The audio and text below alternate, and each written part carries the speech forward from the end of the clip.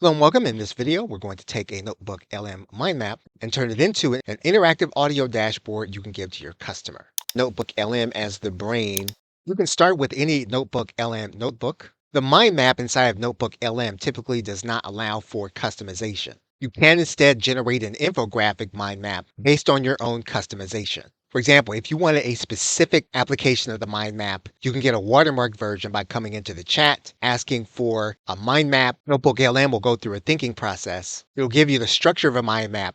You can then ask for a visual mind map without citations. So you can prompt for a visual mind map in Studio without citations. You'll see that mind map will then start to generate.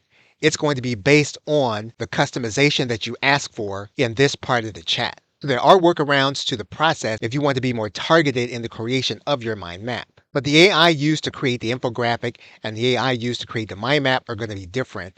So if we ask for a mind map, we're going to get a different layout of the information that you have based on the sources that you have selected. So typically be a shorter process. You can then look inside the mind map. What you're going to do is you're going to bring it to the center of the screen. You want to expand out the mind map. And that's what we're going to do. We're going to click all of the nodes and we're going to expand out the mind map.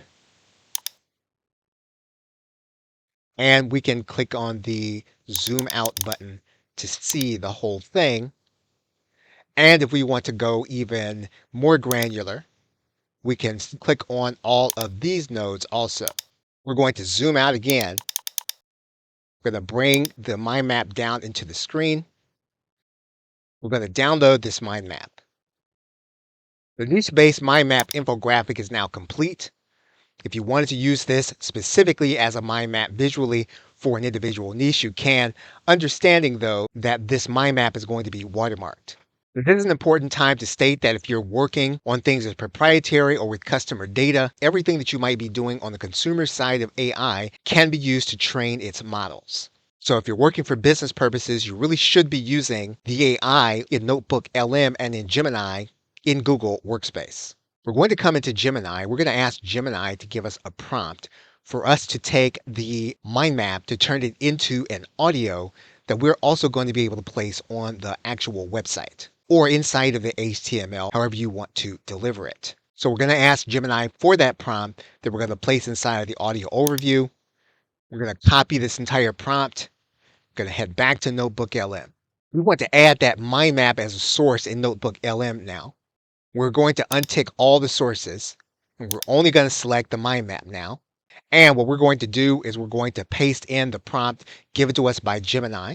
We'll submit the prompt. Gemini will then begin to create an audio overview. Now, obviously, we did this from the chat. We could have gone into the audio overview and we could have done it ourselves. We could have gone to this element. We could have made this short, and then we can then paste in the same prompt. And you can compare the audios to determine which one. So we are going to generate both of them. You're going to see the second one now generating on this side. You want to listen to them both to determine which one is going to work best.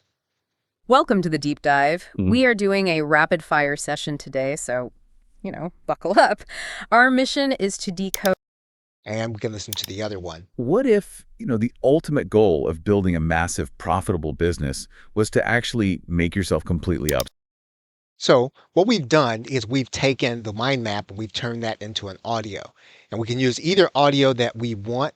We can use the one that we created from the chat, or we can use the one that we created by going into the audio overview menu.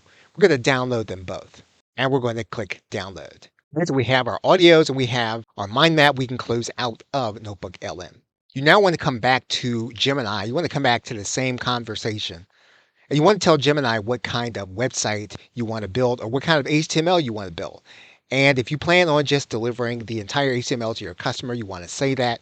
If you want to place the HTML on a website, you want to say that also. One thing we can do with the mind map is we can use it to create an infographic. We're going to turn this into an image. We're just going to take that very same infographic and ask for Gemini to create an infographic. Gemini will then create the infographic, and we're going to use the infographic. If we want to annotate it, we can do that here. But we are going to use this infographic in the creation of our HTML document or website.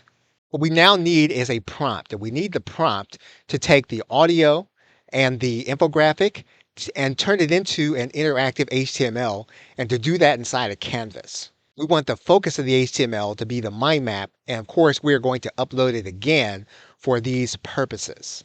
Based on our request, Gemini is going to give us a prompt, and we're going to take all the assets and put them inside of Canvas. Gemini reminds us that we're going to need to make sure to have the audio within the same folder once we actually deliver the files. We're going to take this prompt and we're going to place it here inside of Gemini. So we have our audio, we have the image we just created from the infographic, we have the actual infographic. We're going to change this now to Canvas. We're now going to make sure that we have the Pro version turned on. We're going to click Submit. Gemini is then going to go through the thinking process in real time. You will then see it open up the canvas and then start to create the HTML that you're going to be using. Now the audio is not going to play in this environment. We're going to get the code and we're going to copy all of the code.